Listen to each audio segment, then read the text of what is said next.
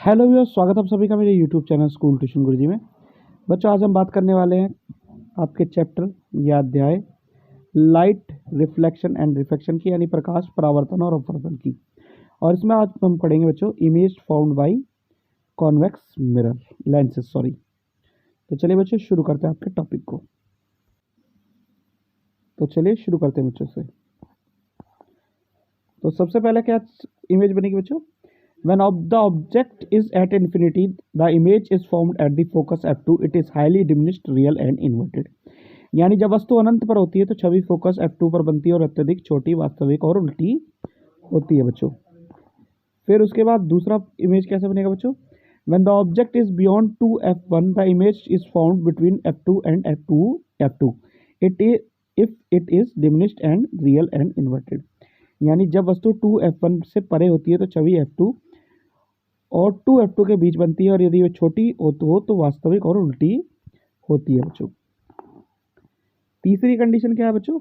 When the object is at 2f1, the image is formed at 2f2. It is the same size as the object, real and inverted. यानी जब वस्तु 2f1 पर होती है तो छवि 2f2 पर बनती है, वह वस्तु के आकार के समान होती है, वास्तविक और उल्टी होती है, जैसे कि यहाँ पे दिखाई गई है बच्चों। चलिए फिर क्या कंडीशन बैठती है बच्चों? When the object is between 2f1 and f1, the image is found beyond 2f2. It is enlarged and real and inverted. यानी इन दोनों के बीच में हो गई है।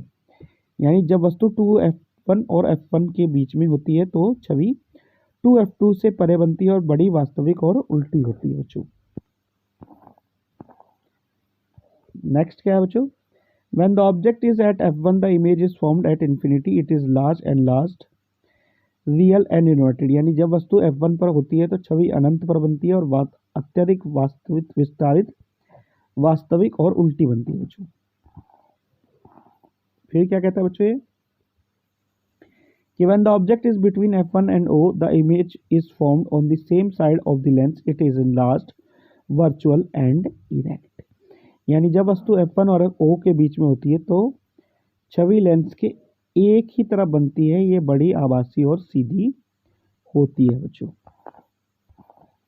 अब ये इसके कुछ क्या है, नेचर और पोजीशन के डायग्राम से वो टेबल है बच्चों, जिससे हमें पता चलता है कि पोजीशन ऑफ ऑब्जेक्ट यानी बीम की स्थिति क्या होगी, प्रतिबिंब की स्थिति क्या होगी, प्रतिबिंब की सापेक्ष साइज क्या होगा, प्रतिबिंब की प्रकृति क्या होगी, यानी नेचर ऑफ इमेज क्या होगा बच्चों। तो बच्चों ये वाला पार्ट होता है वीडियो का, ये कंप्लीट। आशा करता हूँ आपको वीडियो अच्छी लगी होगी। Thank you.